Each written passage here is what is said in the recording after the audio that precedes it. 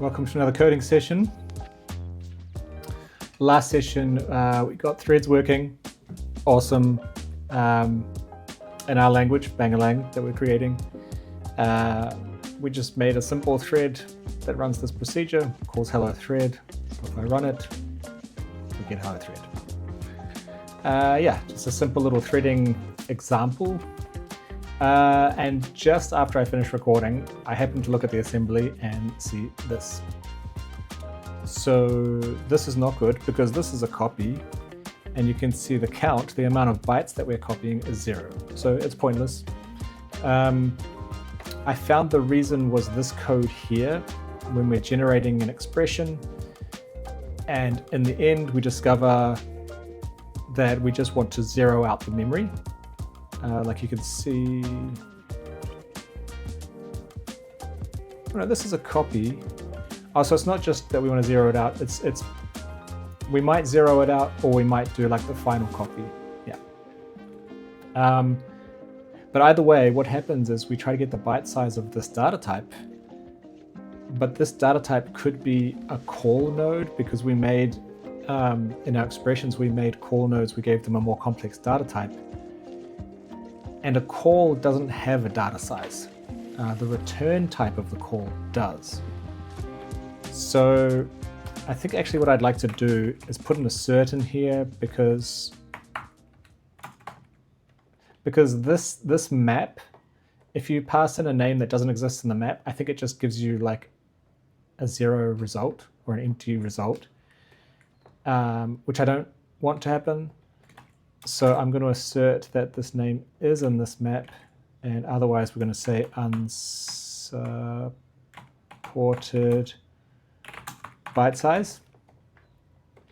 And so we'll see what happens then. So yeah, we've hit the breakpoint. This is not where I expected, but this is this makes sense actually. So because the return type is optional, right? So this isn't a call, it's related. And what we're doing is if there's no return type, we're just returning an empty object as the data type. So that's not a valid data type to find the size of. So I think maybe I just take a pointer of that and use the null pointer otherwise. And then we might just have to say if it's not null. That's how we know we have a return type. And we have to dereference these now. So anywhere else we use that? Down here. So we have to dereference this, and this is saying there's no return type. So actually we want that. No, if it is null, then we return an empty thing. Okay. Yeah, that's fine. So let's try that again. Maybe we'll get the one that I was expecting. So this is a copy. Yeah, so this is here. This is where we were before. And it's because this data type, it's probably a call. Yeah, it's a call. So actually we want the return type from it. And the way we do that is this new utility method we added. Actually, resolved data type is the result of resolving a data type.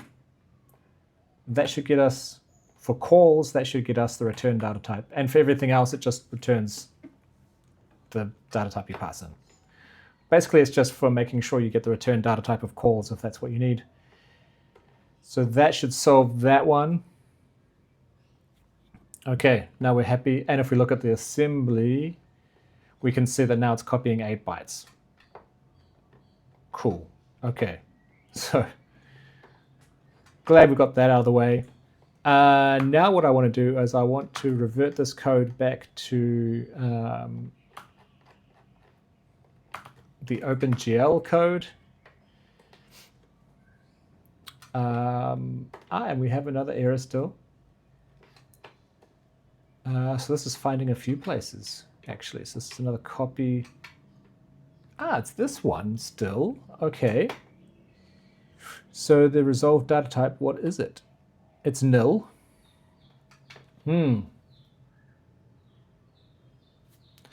And the node is a nil node.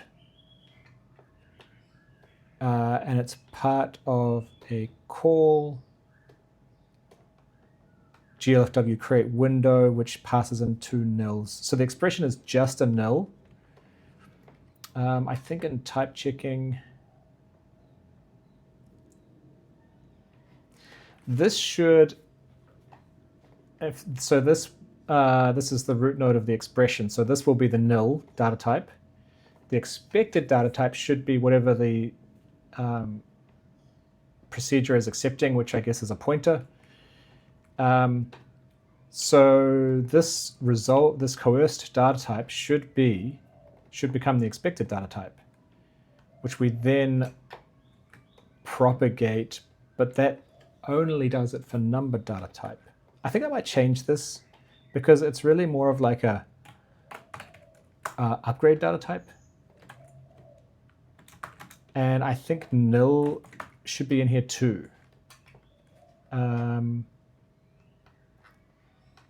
Yeah, if we have a nil or a number, we want to upgrade to something else.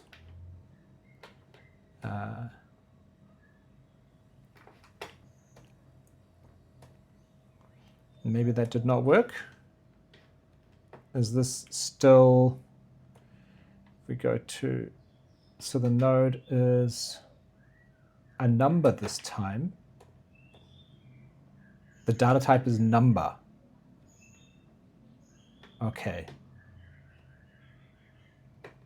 Oh, I think it needs to be and. So, because this is to skip out. So it needs to be nil or number to do this. If it's not nil or number, let me skip out. Okay, now we get our triangle. Okay, cool. So what I was trying to get at before that error rudely interrupted me was I want to create lots of work, maybe pointless work, but I want to create a lot of work for the CPU to do that can easily be parallelized. And I want to set up a timer like an FPS counter or something so that we can see how long it's taking.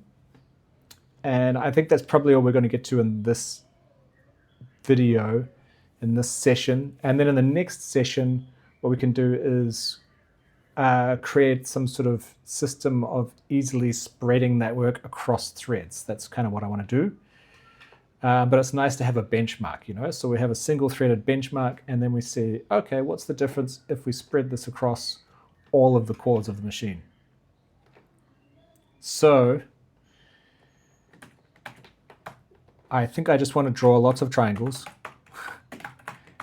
And we're going to like redraw, recalculate all the positions of all the triangles every frame, which is totally pointless. But that's what we're going to do. Just to give it some work. It's like crypto, you know? Just work for the sake of it. So the buffer size needs to be multiplied by the triangle count. And then, so then this buffer data is going to be much bigger now. And I'm going to do this in here, which, like I say, is stupid, but that's what we're going to do.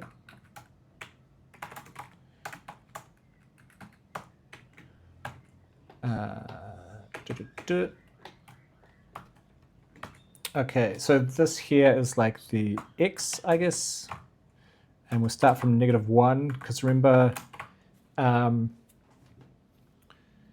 OpenGL, the coordinates of the screen go from -1, -1 in the bottom left corner to +1, +1 in the top right. So we're going to start from -1, and as long as it's less than 1, let me say x equals x plus the triangle size. So we're going to make a grid of triangles that cover the screen. That's the idea. And here we do the same thing, but on the y-axis.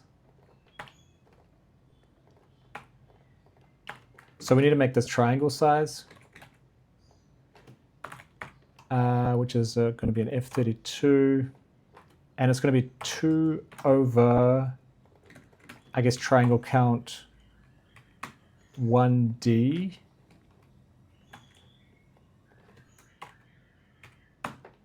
which also needs to be an F32, and that's, you know, one side is 10, right? 10 by 10 is 100. So, and I've done this because, like I say, it goes from -1 to +1, so the distance across the screen in OpenGL coordinates is 2. So if we divide the width, or, you know, the dimensions of the screen by the amount of triangles we have on one dimension, we get the size of a triangle that will fit in a grid. That's the idea. So, and the next thing before I forget it is this draw arrays. It needs to draw all the triangles.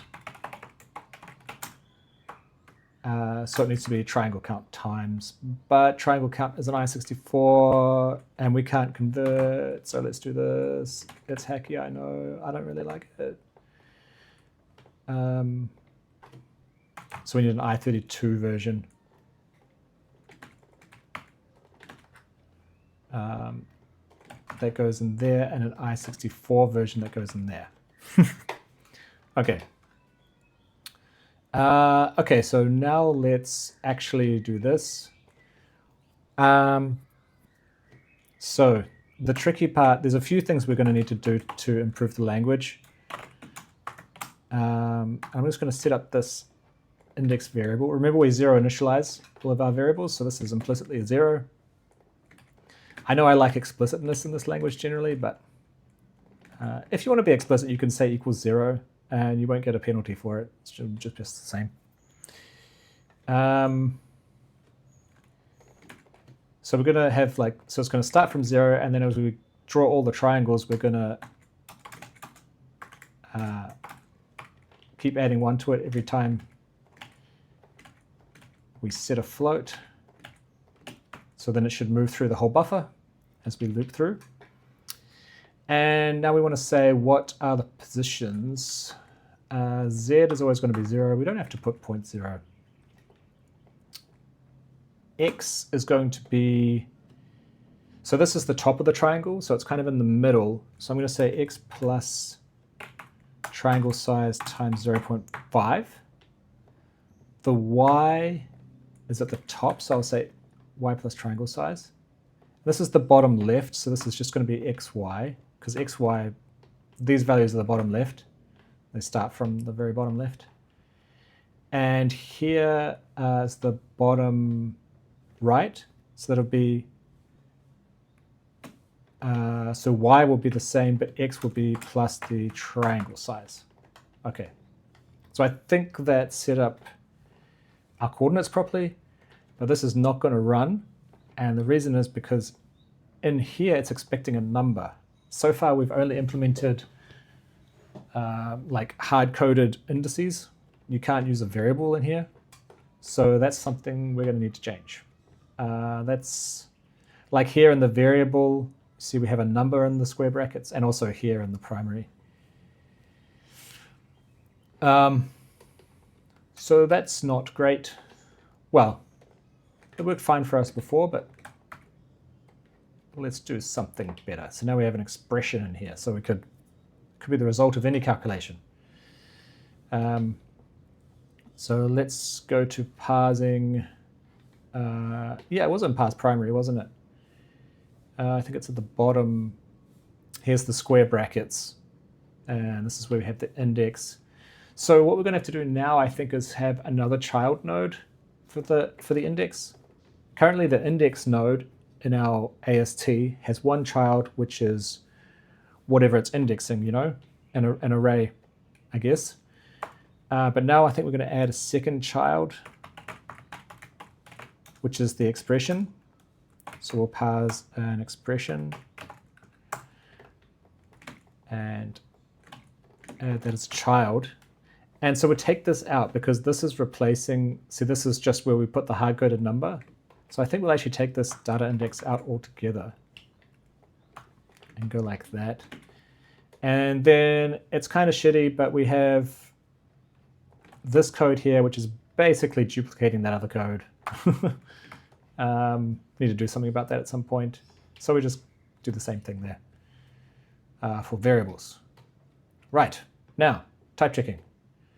Well, just follow the errors. So now we're type checking the index node in a primary. And we don't have this data index anymore. So this is, we were doing bounds checking at compile time, and we can still do that if we see that it's just a hard-coded number that we're indexing with. I've just noticed that we don't check for boundless here, like we do it here. So let's do that, because if the, and I think we can just go like this.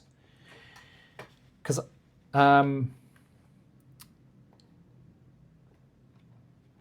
yeah, I mean, if it's boundless, then you don't do bounds checking. That's the whole point of boundless. So now we actually want to do an extra check, and it's on this first child. No, it's the second child, the expression that we just added. If the expression we just added, in this case, is just a number node, that means it's a hard-coded number, right? So then we can do what we did here, and we can just grab the number from it. Replace that with that. So we just take the value, which should be the number, and then but it's a string, so we convert it to a number. And this is the same thing here. So if it's not boundless, and it's just a number, and the number is out of bounds, fail with out of bounds. The other thing we need to do is, now that we have this new node, we need to type check it, right? That's the whole point of this procedure. So that one we type check. Oh, and we need to give it an expected type. So it's not great, but like later we can do something better. But at the moment, I'm just going to say that indices have to be I64. Then we can take this code and hopefully just duplicate it down here without too much trouble. In this case, we were doing it all the time, but I think we're going to have to move it into this if. So it's only if we're indexing, because only when we're indexing does this expression node exist, and this is what we're like using. And if we're not indexing, then what's the problem? You know? So the identifier, we have the identifier node. So it's like identifier node dot value. Why is the identifier node copy also? This is a pointer. And this pointer I think can get kind of like stomped on or something. It's not very nice, but anyway, let's just use the copy there. Yeah, I think that's about it. It did have, this did have like an okay and.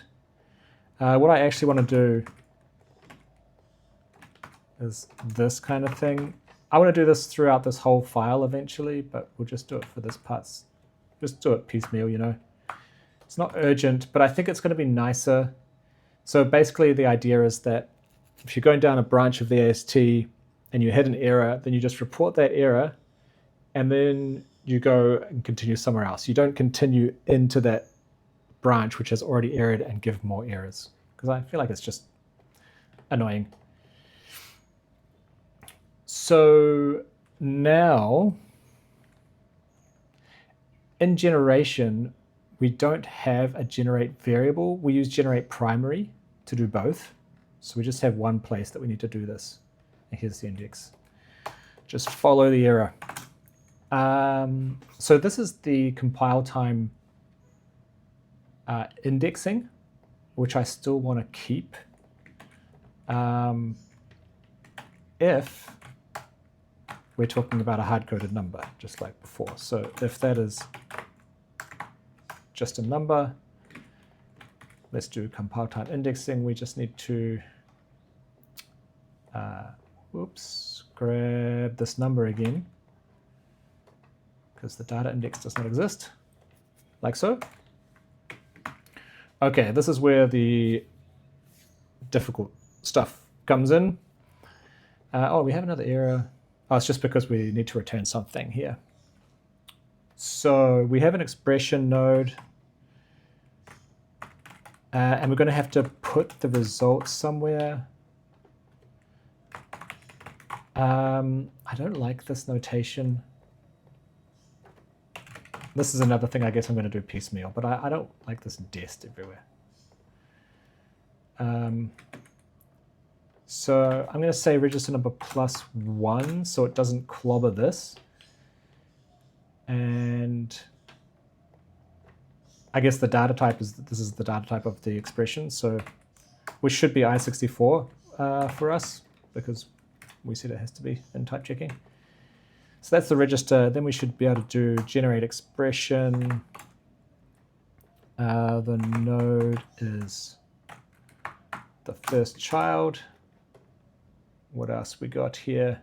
Context, location, register number. So context, expression, location, and the register number, I guess, would do the same. Okay, so that should generate our expression. Now the next thing I want to do is dynamic bounds checking. Because in this case, we don't know at compile time what the index is. This location is now going to hold the index at runtime. So we're going to do like runtime bounds checking. Again, if the data type is boundless, oh, we need double quotes. We say if it's not boundless, then we do the bounds checking because, yeah, I mean, if it's boundless, that's the whole idea is you don't bounds check. So we want to do a compare of this with the length of the array, which we can get for an immediate. We can just pass in the string.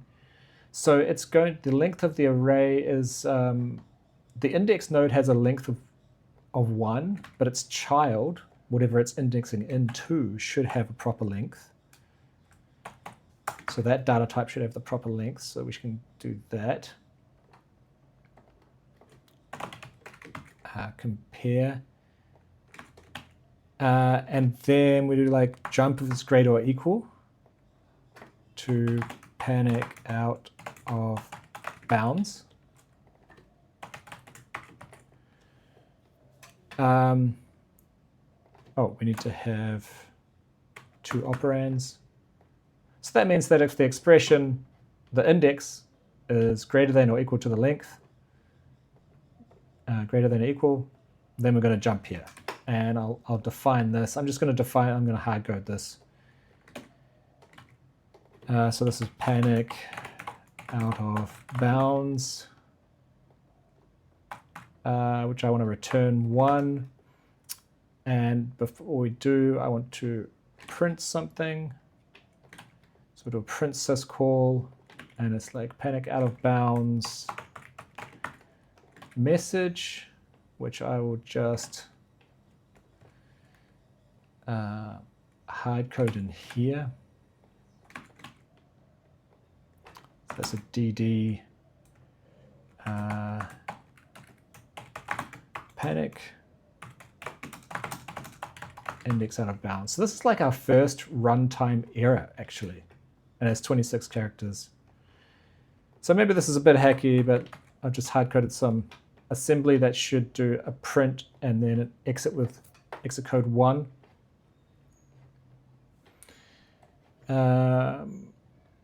So we are here. And I actually don't want to do one more check. And I want to do this regardless of whether we're boundless or not, because I want to compare with 0, because an index should not be less than 0. I guess eventually we should make indexes. No, we shouldn't enforce that you have to use an unsigned integer. But we need to be careful with signed versus unsigned when we do get to that. So then if it's less than 0, actually this does not need all this.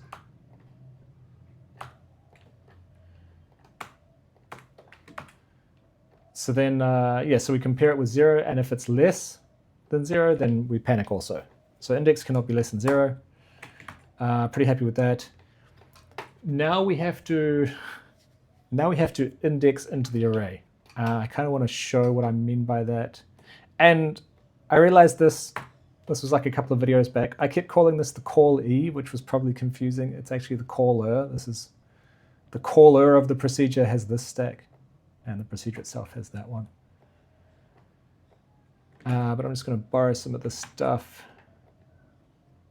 I'm going to go over here. I'm going to make an array. So these are like the indexes. And let's say it's like an I32 3, I guess. Looks like there's 3 elements. And what we want to do is we want this guy. We want to index here. So our index is 2. That's what our expression has evaluated to. And we have this address here. The address is there. So what we need to do is we need to find the address of this variable, and then we need to add to it the index multiplied by the size of each of these. In the case of a 32-bit integer, we're talking about 4 bytes here, 4 bytes here. So if the index is 2, 2 times 4 is 8. And when we add 8 to the address, whoop, we end up over here where we want to be. And then we return that address instead of the original one. And bada bing, bada boom, we've indexed into our array. So that's what we need to try and do now. So it's kind of like referencing is the first thing we need to do. You know, like taking this thing that is getting indexed and getting the address of it. That was the first thing we need to do. So I'm going to make an address location. This is going to be a pointer, so I'm just going to call it an unknown reference. So that should get the address of this and put it into this. That's what load effective address does. Next step is that we want to multiply the index, which is what we have here, by let's multiply by data size. So this needs to be the size of each element.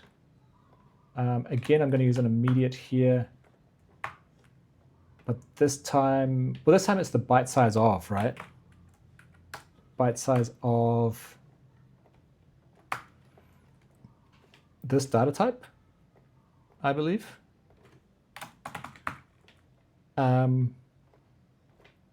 Is it this? No, it's the data type of the array. So that's, actually, I think it's this, because this is the index node, right? This is the index node, and the index node has a length, got all sorts of errors, we probably need another bracket. The index node has a length of 1, which means this byte size is going to be the size of one of the elements in the array, and that's what we want. We want to multiply the index by that. So now our expression holds the offset in bytes that we need to add to our memory address, our address. So we add the expression, which is our offset, to our address. Call that offset. And then I believe the idea is just like when we are referencing up here. No, it's like a dereference. We need to do this.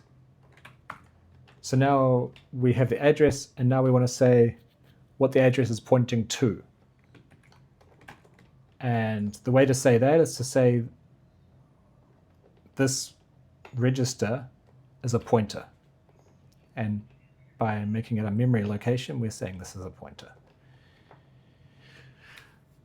to what we actually want. Okay. So I think that's that. Let's see what happens. Hey. Not bad. Not bad. We've got a bunch of triangles. We've got some missing. I was a bit wary of this. I think it's because, you know, when we keep doing this math, with floating point values, like this will evaluate to 0.2, right? It's 2 divided by 10 is 0.2, but it's not going to add exactly 0.2. It might add 0.200000001. So when I say this is less than 1, this might not be the best condition. I might just do that. Because there might be a case where it is like slightly under 1, and then we put another triangle like here. We put another triangle in the same column that will go out of the screen when we shouldn't. See, now we have a nice set of triangles. Yeah, it's just a floating point thing. Normally in loops, you don't really use floats, conditions with floats like that. But that'll do. Okay. So now I want lots of triangles. So let's say 256. 256 times 256 is a lot of triangles. So if we run that, lots of tiny triangles. The GPU does not like drawing tiny things like that, but I think this should be pretty easy for it. Because what we want to do is we want to make sure that we're spending lots of time in the CPU. That's what we want to try and optimize with multi-threading right now. So we don't want the GPU to be doing a bunch of work and getting in the way of our timing. So we'll validate that a bit later on. Well, actually, that's the next thing we need to do, I think, is we need to set up an FPS timer. So there's going to be 2 parts to that. First, we need to get the current time. Oh, Grok, you didn't save my thing.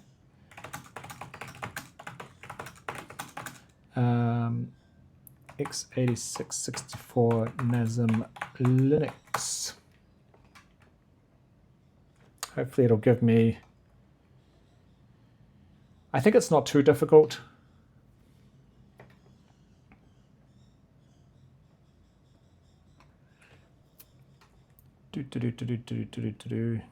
So this is the system call. This is mainly what I wanted. It's a little bit complicated because this is a pointer to a struct that is 2 64-bit integers, but we get to that. So it's called get time of day. Bit of a strange name if you ask me.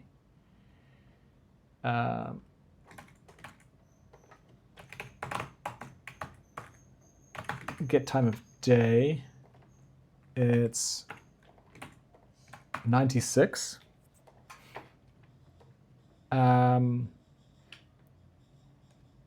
RDI needs to be the pointer, RSI needs to be 0. RSI needs to be 0. And what is RSI? Time zone?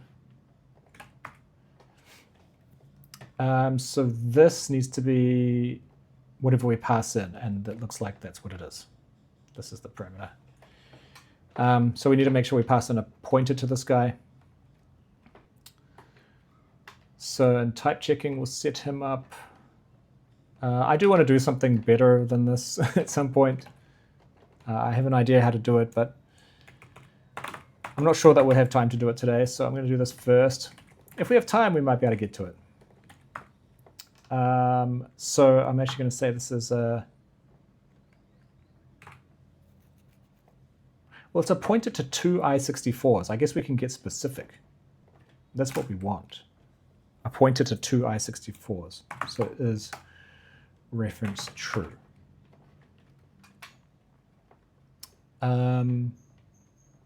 Okay.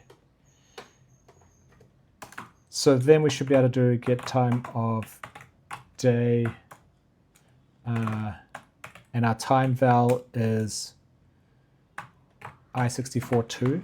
So it has, the time value has two I64s that it returns. So we're going to point to that.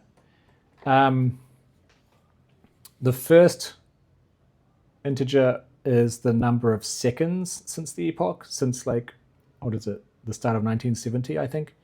And then the second 64-bit integer has the amount of, I think it's nanoseconds, microseconds, millionths of seconds anyway.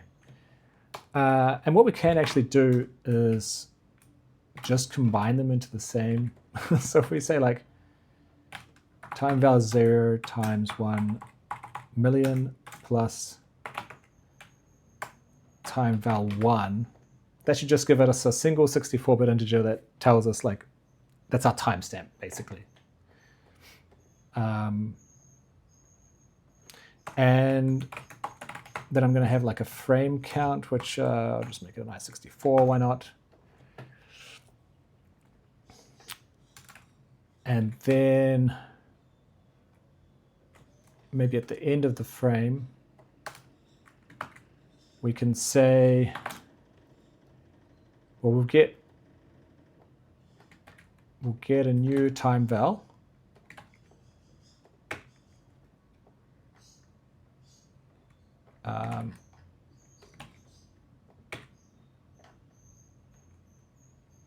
Let's call this the FPS time val, FPS time. So this is the time val. I'll just call this time. And then we'll say if time is greater than FPS time plus 1 million, so plus 1 second. So if a second has passed, we want to print out the number of frames that have elapsed. So it's like FPS colon space. We'll put a new line at the end, and this is the mystery part. We need to print out a number. So we need something called I2A.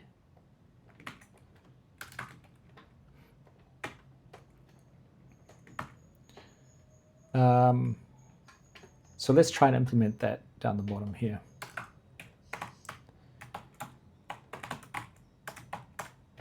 So this is a procedure that should take in a, I guess an I64 in this case, and it should output a string. So I'm going to say string bytes. So it's just going to be a pointer to I8s. I guess we'll call boundless. I feel like we're overusing boundless, but whatever. And we'll return an I64 as well, which is going to be the length. And then the way to do this, I think it's going to say length is 0. And then we're going to return the length. And then we're going to say while the value is greater than 0, so this will not work for negative numbers.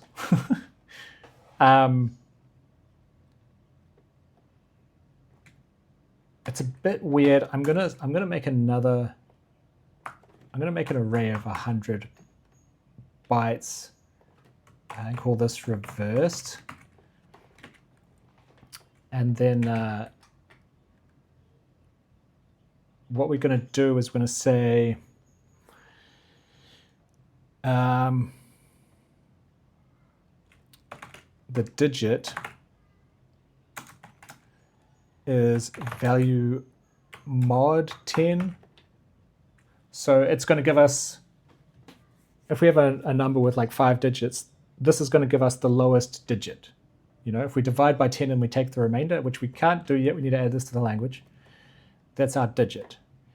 And value is going to be value divided by 10.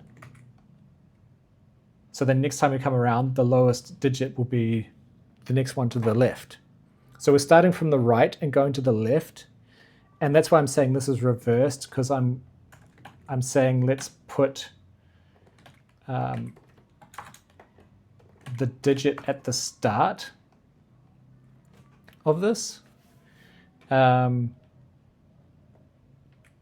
Yeah, which is a little bit weird. So we probably could just do that. Now we want to also subtract, what is it? It's the ASCII for 0.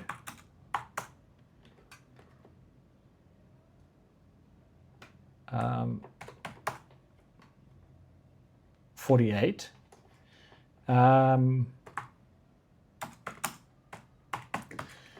Because this value we're getting, oh no, do we need to add? I think we need to add it.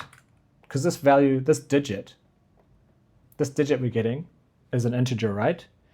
But we need to convert that to an ASCII character. So we need to add 48 to it. But actually, before we do that, we need to add another thing to the language.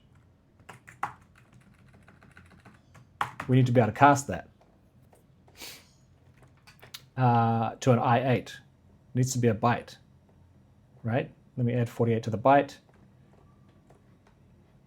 because this is an array of bytes. Yeah, so then we get a reverse one because the first one we put into here at index 0 is actually the last digit. We probably could do a reversing in place, but I'm just going to say like for index I64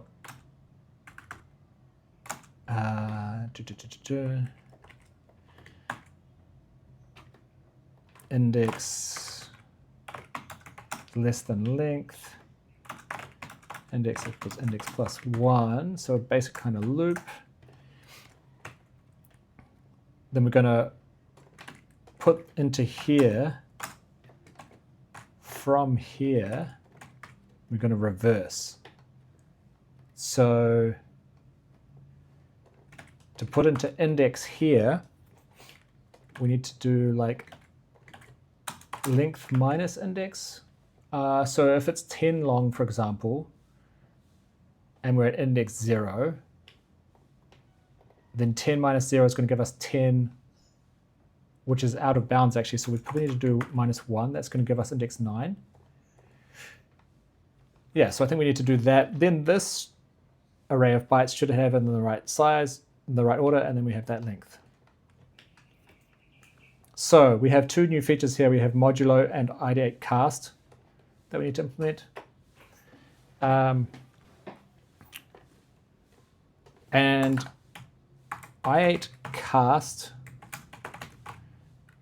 I think we can do by, so we'll give it an I64. And then the idea I have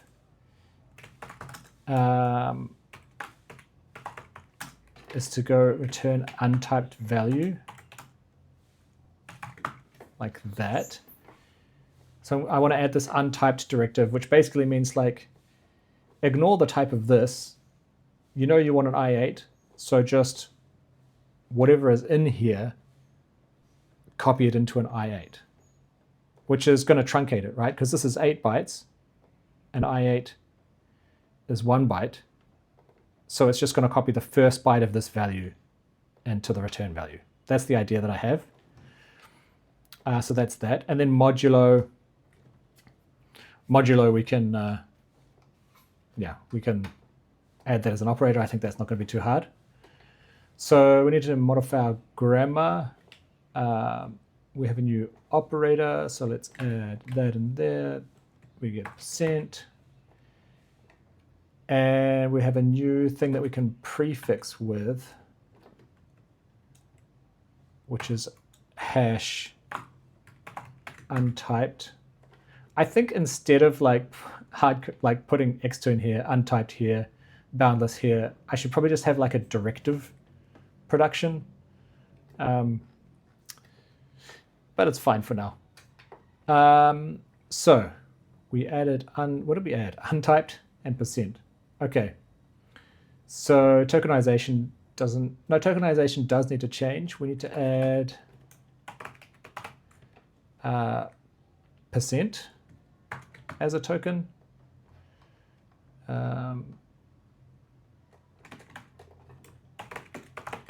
I think that's it, thanks to this nice map that I made for tokenization. So now parsing, I put it in parse primary.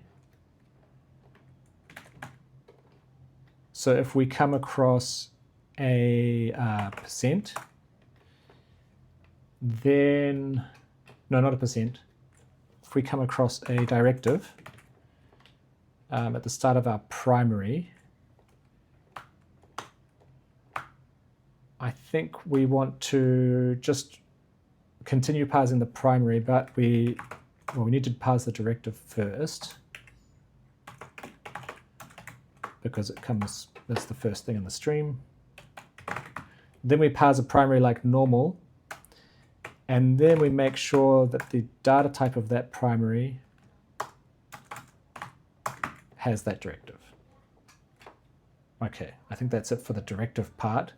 The other part was the %. So we need to go down to here. These are this determines what binary operators. So % is now a binary operator. I'm going to give it the same precedence. Maybe I should look at Odin.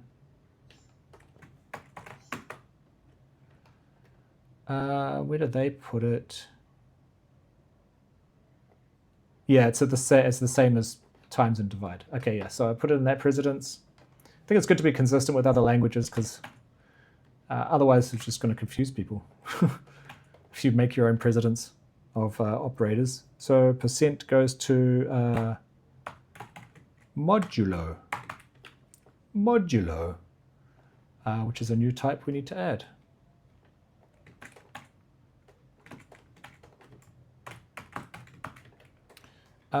So that should handle just having those 3 things updated. That should mean that it parses correctly. Type checking. The one thing in type checking, I think, is that I think I'll put it first because we're adding to the data type. We're adding to the data type in here. But this is going to set the data type of this node. So we kind of need to, and it's for primaries that we're doing this. So we kind of need to like directive is the directive of the data node. And then when it comes back, like this could clobber the data type we had. So when it comes back, we need to then put the directive back on. And then we need untyped to actually do something. So I think it's going to be kind of like in coerced type. If the directive is untyped, we're saying like, please use the other type, not me. And I think it kind of goes along with this resolve as well. No, not resolve, upgrade. You know, if the directive is untyped, then please upgrade me to something better. What happens there? Unexpected token opening bracket, line 114. Okay, interesting. Ah, because I need brackets there. And now this I2A needs to have, so I'm going to say that's an I8 of 100 as well. We get the length back. We pass that in. We also pass the frame count in. That's what we want to convert. And also down here, we want to say frame count equals 0 and FPS time equals time. So we're resetting everything. So then we have 0 frames. And then again, we want to wait for another second before we enter here again. So then we should be able to do like print B. Where's a print B? So we get the pointer and the length. Oh, that should be a pointer there. So we go like that, and we put that length, and that should work. Okay, we get core dump. Let me see if it's... Okay, so it is during compilation that something goes awry. And I can see right here, this here is a list of all of our... You know what? If we have, in parsing, this is binary operator, which, by the way, why is this a case? Well, I guess it is kind of more compact. Can I just do this? This is what I'm really asking. If it's not a binary operator, do I just pass the type in? Or, oh, it's a token. It's a token. Okay, would have been nice. Would have been nice, but I give up. So let's add modulo to that. And we also have the same thing in generation. Here it is. Yeah, kind of sucky, but there you go. Let's try that again. Duplicate identifier value at line 201. Because we're reassigning. Failed to generate expression.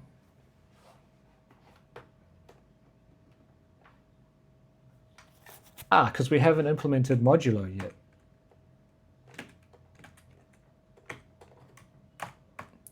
Well, it's so similar to divide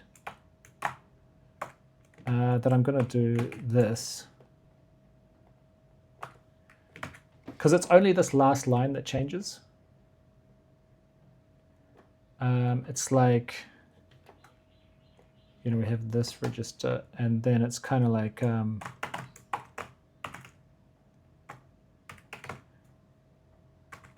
output register.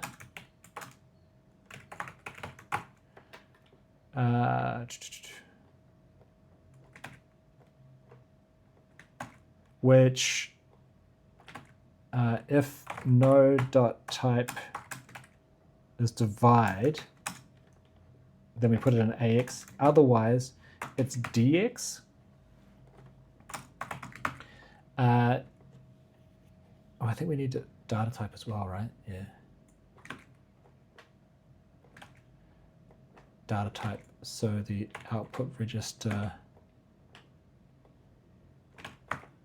So the output of the calculation goes into the output register, and then we want to copy it into our result register. So when you do a divide, it puts the, you know, your normal result of the division into AX, but it also puts the remainder into DX. And when we do a modulo, that's what we want. So let's just say we want DX. I think that's that. Let's try that. Oh. We've messed something up now, haven't we? We've messed something up. Our very first call that has parameters, and it's saying that this is not a valid number. Oh dear. Well, let's have a look at the assembly, right?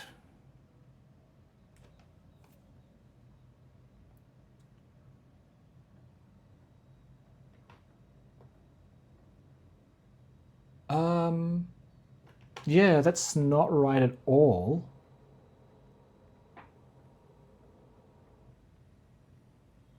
And it's because, like, why I say that's not right is because it's allocating a bunch of space and putting these values on the stack, which is our internal, it's our Bangalang calling convention. But when we're calling C, it should be putting these into registers, not on the stack. And the reason that's happening, was it type checking or was it generation? I feel like it should be type checking. Here. The reason is because of this.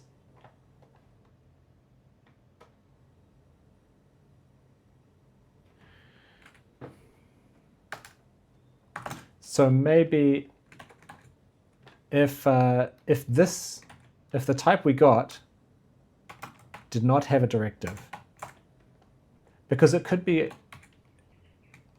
a call, right? It could be a call node, like in this case with glfw create window, and it could have a directive xturn, which tells us it's C, tells the generation to use the registers instead. And we just clobber it and say, no, use our directive. So this just stops that from happening. Okay. Now we get a bunch of triangles and FPS, but FPS is not actually printing anything. Okay. We're getting there. So something's going wrong with this I2A. We're passing in 100 bytes. We're putting the bytes and we're getting this length. Do we increment the length? No. That's probably why. That would be useful.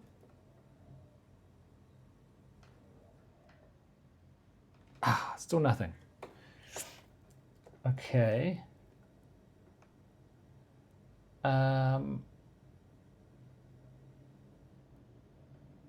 Why would that be?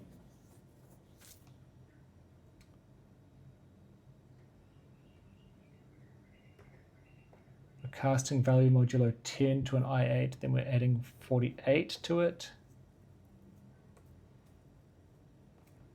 We should probably have a look at this code, actually. So in I2A, it's like the first statement within the loop. So go to I2A. Here's the loop. This is the loop condition. And here's the assignment. So it's pretty big. It's a chunky boy. And this is the statement.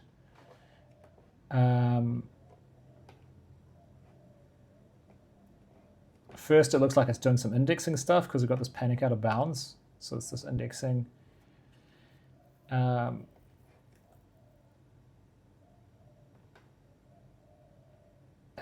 now we have some allocation.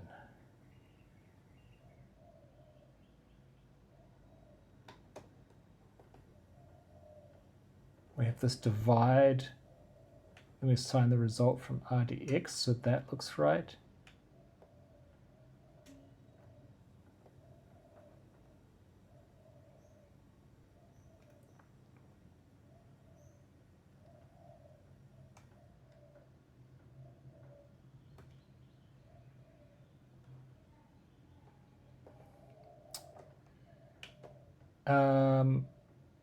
Okay, yeah, I see why there's this allocation now, because all of this is the call to I8 cast.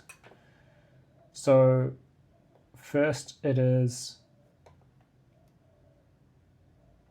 putting 10 into R10. Yeah, okay. And yeah, because it's dividing by that. So, and we're dividing this variable by that.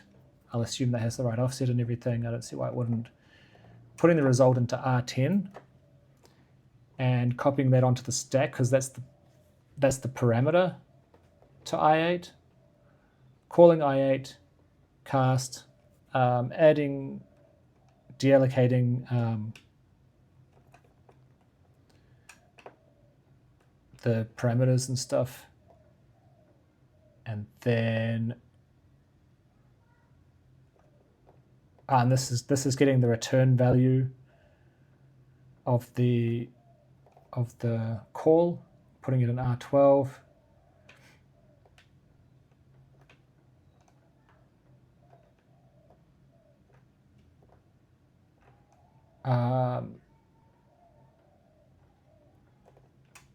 And then it's copying that into the return value into a register. Yeah, see, R11B. So this here is where it's truncating it into 1 byte, because it was R12, now it's going to R11B. So this is an 8-byte register, this is a 1-byte register. And then this 1-byte register we add 48 to, and yeah, then we do our final deallocation. We copy it into R12.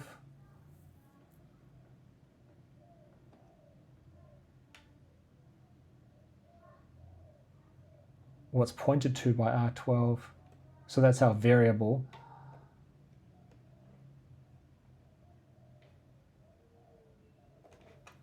Interesting. Copy it back into R12. Is that right?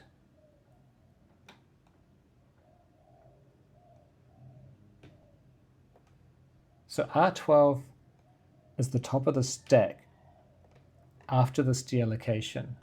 We call, then we deallocate 8.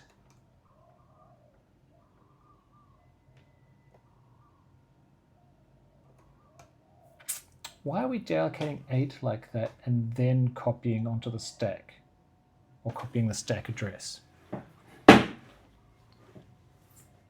That's like the return value. Oh, this must be the alignment. No, but we wouldn't deallocate that. This would have to be parameters. We do pass it. Yeah, we pass it in I64. So this is the parameter. Sorry, I'm getting a bit lost that we're deallocating. So then RSP is the return value. It's pointing to the return value. We do a bunch of this. And now because we deallocate again, but then why do we copy to R12?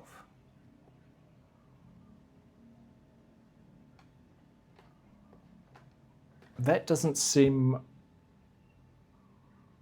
right to me.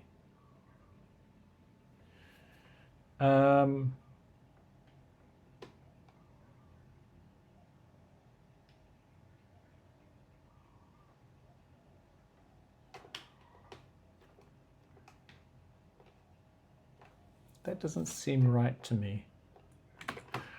What happens if I do like, if I explicitly say this is an I8, do that. I still don't get anything. And the assembly?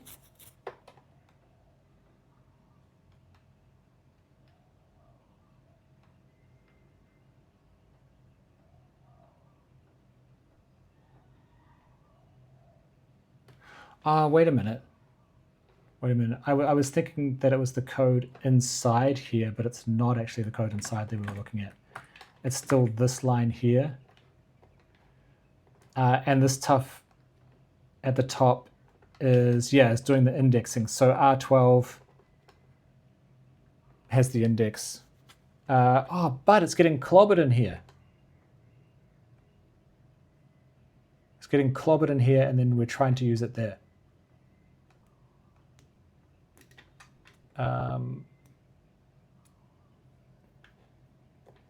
R11 is also getting clobbered.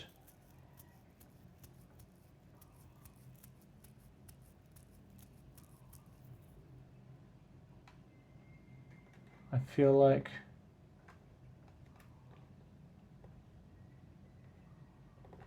but that's fine. I think what we can try, I'm not sure if it's going to work. But I think this could be just register num.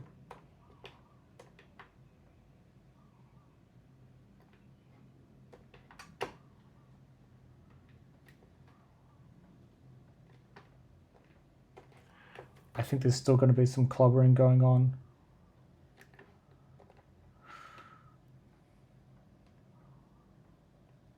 So this seems to be the index because we're comparing it to 100, then we're comparing it to 0. Then this is the address of the array. We're multiplying that by 1. Well, this is pointless. We could probably avoid this. Then we're adding it to the address of the variable. So R10 is what we care about. R11, we don't care about it anymore, but R10 we do. But then straight away we're like clobbering R10 in this expression.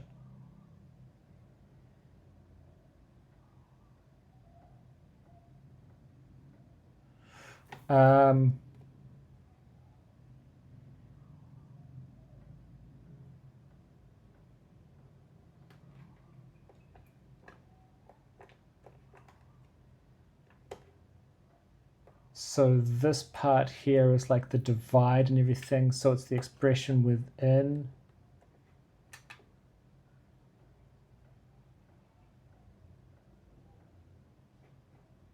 But it uses, oh wait, so it's the expression within here.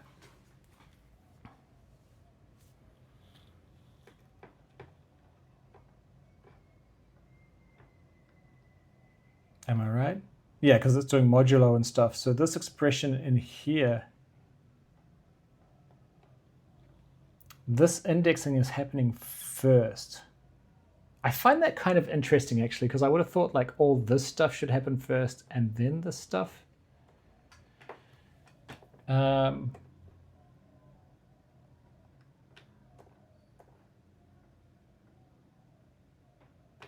And also, so this is an assignment. This is an assignment, so it's like this, you know? But because when we're doing this indexing and stuff, it's using a +1, and then this comes along and also uses the +1, it becomes an issue. It becomes an issue.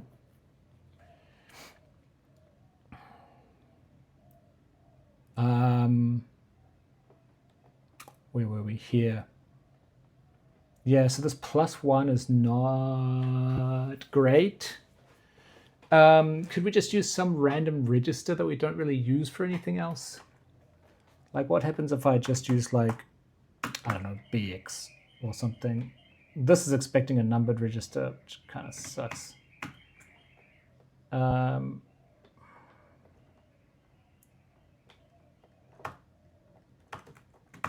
If I say +2,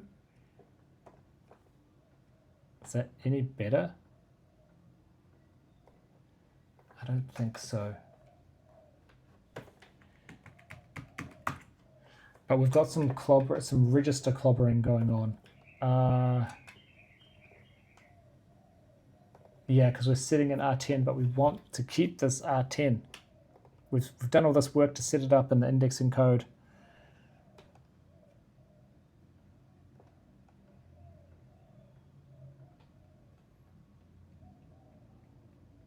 If we did the right-hand stuff first, would that make a difference?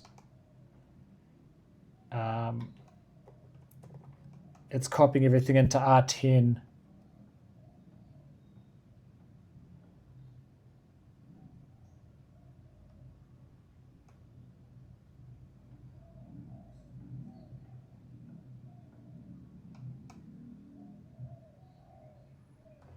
It's using 10, 11, 12 to do this stuff. And this is using 10, 11. So it feels like they both start at 10, the left-hand side and the right-hand side, like the expression and also this. But as an assignment, as an assignment, like I was saying before, this should start from R10, this should start from R11. The expression should start from R11. So why is it using R10? Oh, it's because when you go in here and go to here, the way that I set up these numbers is that it does not work like that. So I can't explain it very well. That's why I just say it does not work like that. But I think maybe what we need to do is like 2.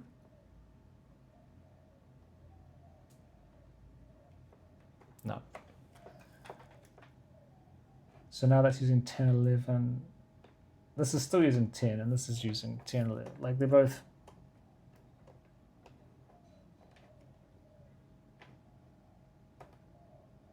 I'm a bit confused about that. When I call generate expression, does it have a default? It does. And if I take that default off, there are a lot of places that just use the default.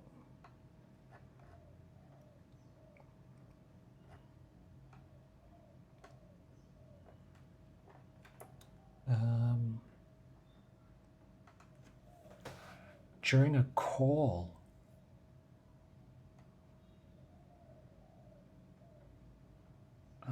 During a call it uses the default. I think everywhere else is fine, but to do it during a call, because this is within an expression, so going back to that, I feel like that's probably causing some issues. Yeah, I'm generating these expressions. Does that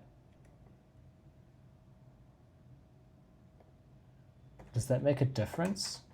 Okay, so now you can see it's like using 14, 12. It still uses 10.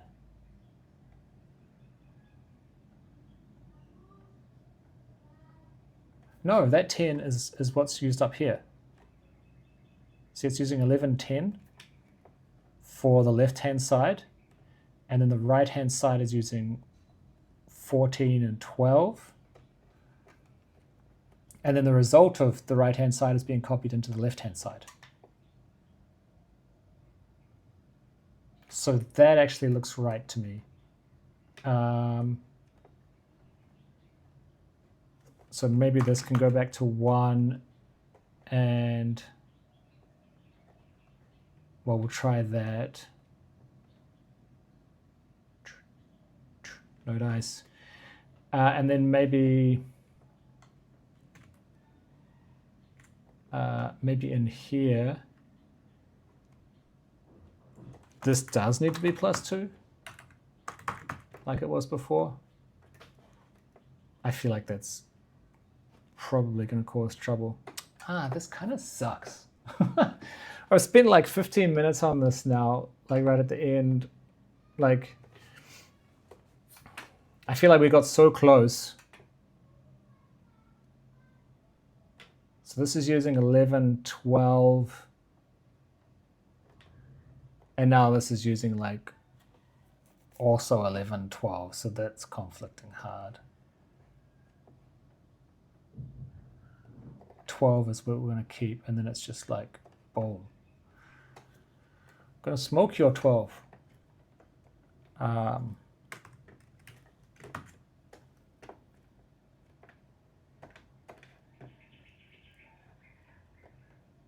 So now we have 10, 11, and the real result that we care about goes in 10, which is not used anywhere here. It's 11, 12. So I feel like we're not getting clobbered. But is there some other issue?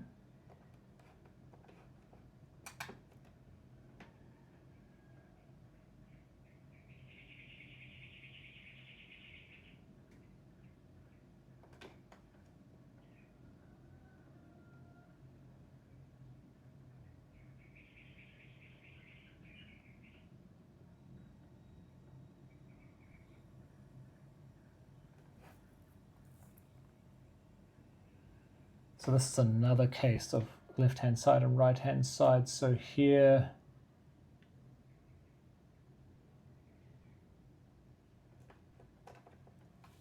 we're dereferencing an array. This, I guess, is the index. Then we're checking the index. This here is taking our array and offsetting it. So now we have our offset array. And R10, which does not get used anywhere after this except for that, which is great because that's the destination, that's what we want.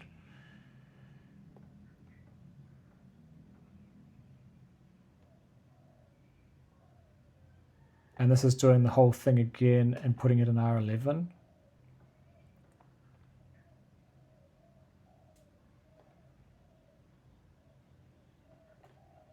Yeah, it's subtracting 1 and it's subtracting the length. Is there just something wrong with my code? Is my code just wrong? Or what's going on here? Did I look inside this?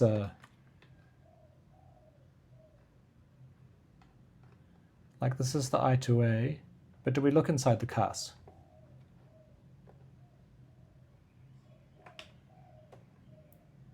So it's copying from the parameter to the return 1 byte. I think that's right.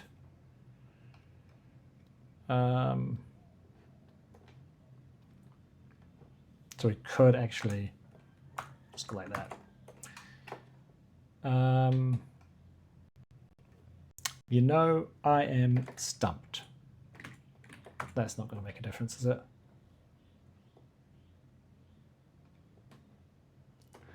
I am stumped and gutted, and we're taking too long. I don't like it.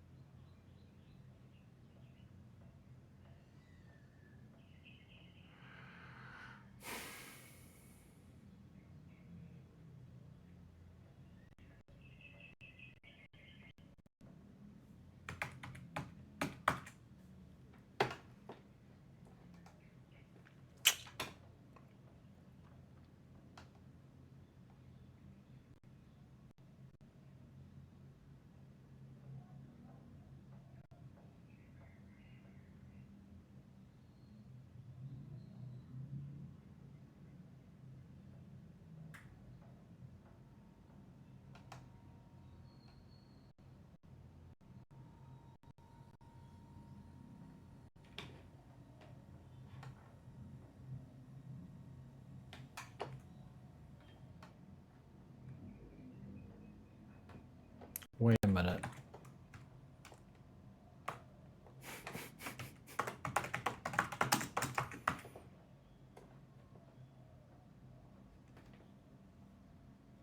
You're kidding me. You are kidding me. I spent all that time, and this, I was not even updating the frame counter. And because it was 0, and that was my condition, if I'd done greater than or equal to 0, this is blowing my mind. If I'd done greater than or equal to 0, okay, we're gonna panic. Yeah, I guess that would have failed. Oh my God, I was not updating the frame count. Okay. Sorry guys, we just like went down like a whole, this happens sometimes. And you probably heard me kind of giving up at some point. To be honest with you, I quite often give up on these videos and I just do them again because something like that happens and I'm just like, fuck this. But I'm gonna leave this one in this time. I'm gonna leave this one in this time and we've just got one little last thing to do. So there is this procedure here, glfw swap interval, which tells it, and I think it takes a cint. which tells it how often to update. Like you see the FPS is like 120.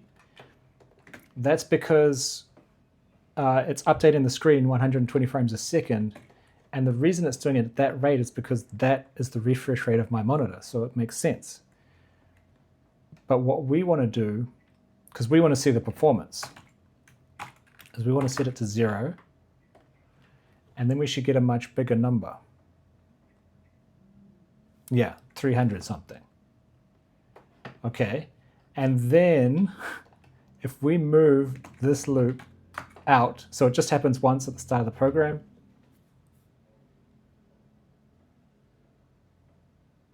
There, we get a much bigger number, you know, like 2000 frames a second. And if we put that in the loop, it was like 300, I think. 300 something. So that means that this loop is doing work, which is taking time and slowing down our FPS quite a lot. That's what I wanted to show. That's what I spent ages trying to debug this stupid I2A thing for. Pretty cool that the modulo and the cast and everything work. But there we go. So we know it's taking time. We know we can speed something up. Because without it, we got like 2000 frames a second. So let's see how close to that we can get by parallelizing this. And that's what we'll do next. Okay, thanks for stopping by. I'm exhausted. Ciao for now.